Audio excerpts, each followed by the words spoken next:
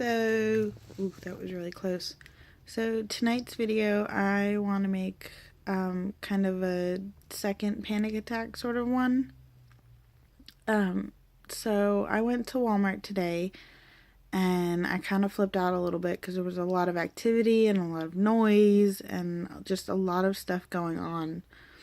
And I kind of wanted to discuss the right way and the wrong way to handle it. I shut down, so in the middle of the clothing aisle, I got to my knees and covered my ears and tried not to flip out.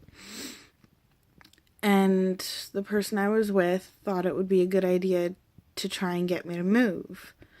While yes, it might have been a good idea for me to move, at that moment in time, I had shut down. I didn't know what to do. I was overwhelmed and I was scared and I had just hit a breaking point.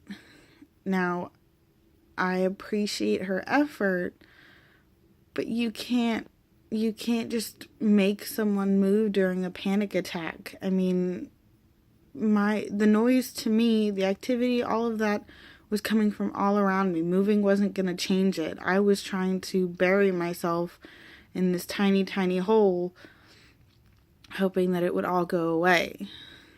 And like I said, I appreciate the effort that she made, but it would have been a lot better to just kind of try and get me to focus on her, try and get me to focus on one thing and not focus on the noise or the activity that was around us, so that we could get to a safe space, so that I could get to a place where I could kind of de-stress, calm down, focus on what was going on around me again.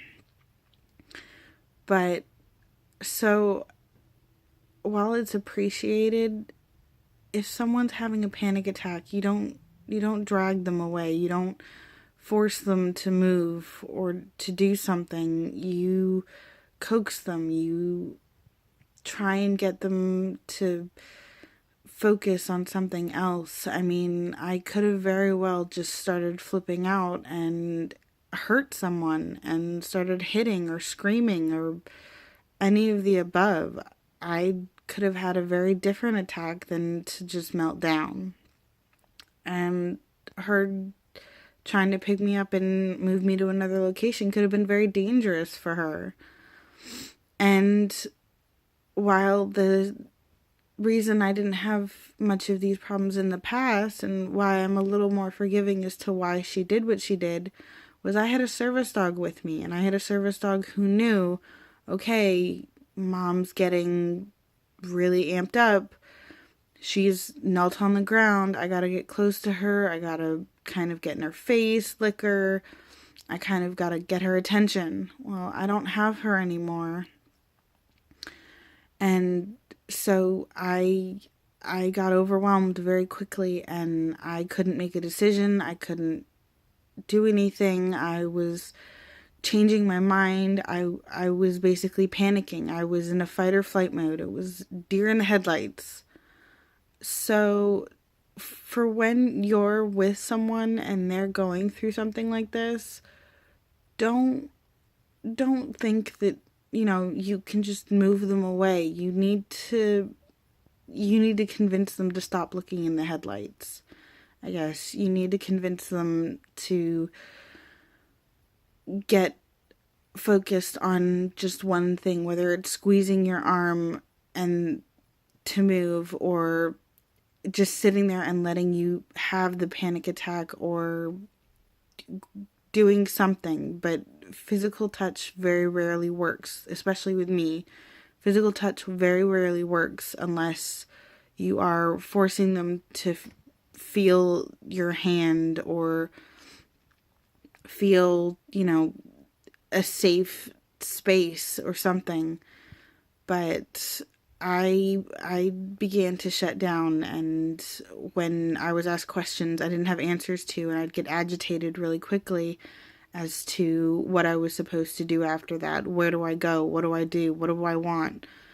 and I kept switching my mind. And so in the end, the actual meltdown probably didn't last very long, but the attack itself probably lasted quite a while, and it definitely took a lot out of me, and it definitely took a lot out of the person I was with, because I know she didn't understand, and I know that she didn't know what was going on and why I was having this freak out. She didn't understand that to me the noise was everywhere.